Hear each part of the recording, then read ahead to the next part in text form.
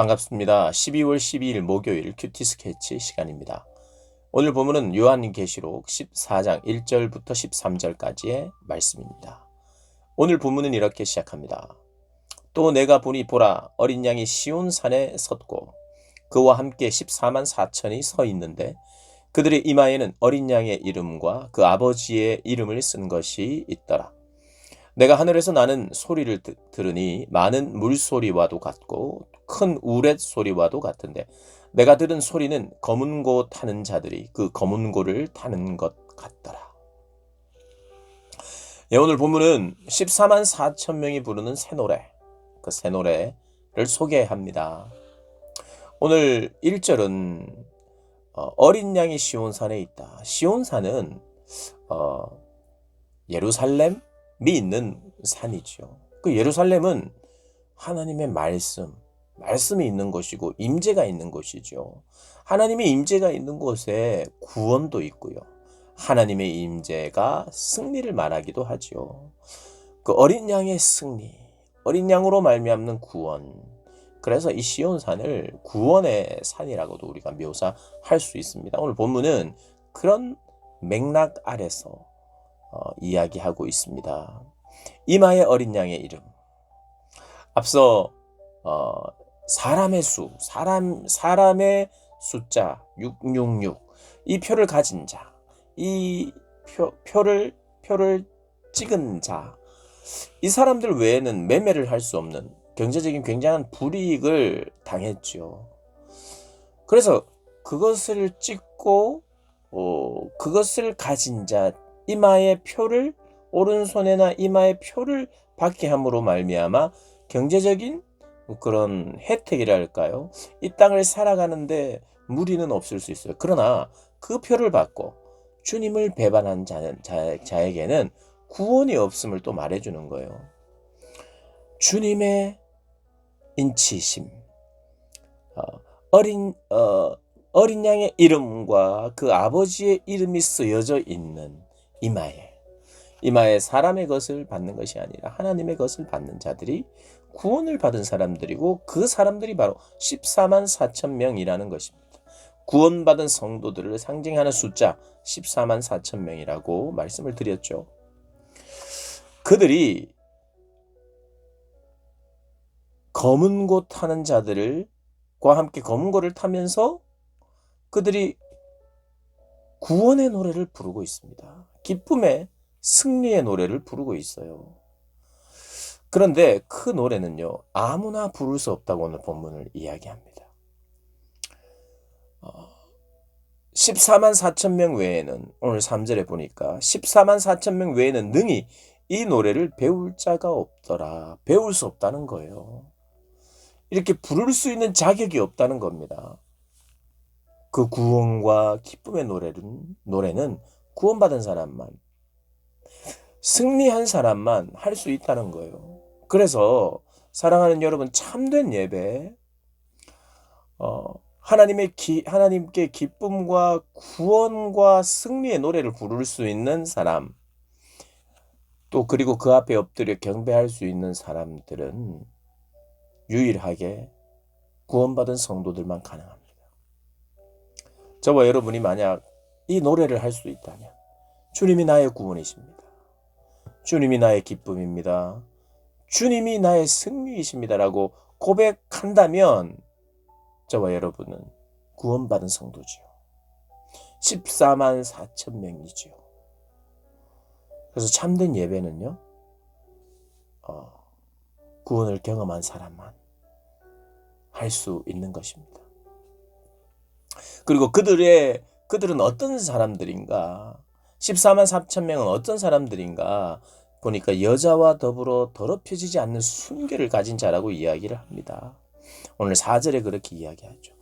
여자와 결혼을 하지 않는다든지 하는 그것을 말하는 것이 아니라 이것은 영적 순결을 의미합니다. 전쟁에서 때로는 남자들이 여성과 정말 중요한 거룩한 전쟁 앞에서 그런 관계를 금하는, 그러므로 말미암아 거룩하고 정결함을 준비하는 그런 어떤 상징과도 같습니다. 순결한 자, 그리고 어린 양이 인도하는 곳으로 그 인도함을 받는 자, 주님의 인도함을 받는 자죠. 그리고 속량함을 받아 처음 익은 열매로 하나님과 어린 양에게 속한 자, 그 열매를 주님께 드리는 자를 이야기합니다. 입에 거짓이 없고 흠이 없는 자, 그게 바로 구원받은 자라는 거예요. 변화가 분명한 사람, 주님의 인도라면 어디든지 가는 사람, 충성하는 사람, 그 사람들이 바로 구원받은 백성이요, 그 사람들이 바로 구원의 노래를 부르는 사람이요, 새 노래를 부르는 사람이라는 것입니다.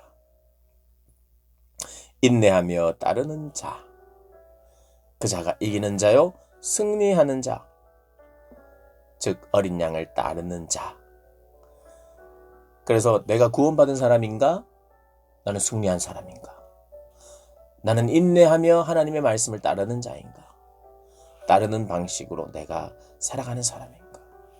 오늘 뒤에 보면요, 여기 이제 하나님을 6절부터 쭉 보면 누구든지 짐승과 9절에 그의 우상에 경배하고 이마에나 손에 표를 받으면 이 사람들은 진노의 대상이고 심판의 대상이라는 거예요.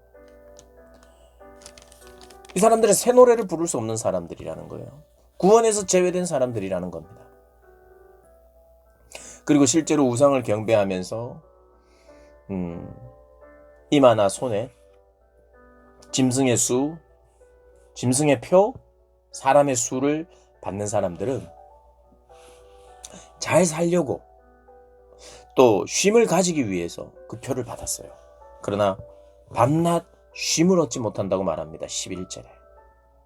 그러니까 우상을 섬기는 자들이 쉼을 얻기 위해서 우상을 섬기기도 하고 짐승의 표를 받기도 했는데 결국 그들은 쉼을 얻지 못한다고 해요. 오히려 12절 성도들의 인내가 여기 있나니 그들은 하나님의 계명과 예수에 대한 믿음을 지키는 자니라. 또 내가 들으니 하늘에서 음성이 나서 이르되 기록하라. 지금 이후로 주 안에서 죽는 자들은 복이 있도다. 주 안에서 죽는 자들, 순교자들이 복이 있다.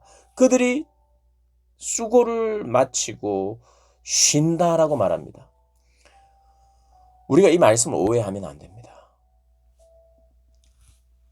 이 땅에서 우상 숭배를 하며 살았던 그 사람들은 실제적으로 쉼이 없고 이 땅에서도 쉼도 없고 죽어서도 쉼이 없는 그런 운명에 처해져 있는데, 믿는 자들은 믿으면 이 땅에서 빨리 죽는다는 뜻이 아니라 죽어야 진짜 쉼이 있다는 게 아니라 죽는 게 더 낫다는 이런 말을 하는 게 아니라 믿는 자들에게는 쉼이 있는데 그들이 혹시 순교한다 할지라도 주님이 주시는 쉼, 참된 쉼이 있기 때문에 걱정할 필요가 없다는 것이며, 이 땅을 살아가면서 믿음으로 말씀을 지키며 따라가는 자들이 죽임을 당한다 할지라도 그들은 주 안에서 복이 있는 자들이고 오히려 그러므로 말미암아 모든 수고를 그친 것이기 때문에 그들에게 쉼이 있다고 이야기하는 거예요. 그래서 물론 본문은 죽는가?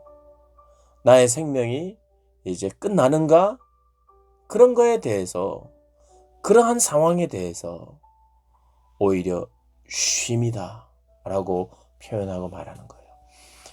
여러분, 우리가 이 땅을 사는 것이 참 감사와 기쁨이 있죠. 복도 주시고요.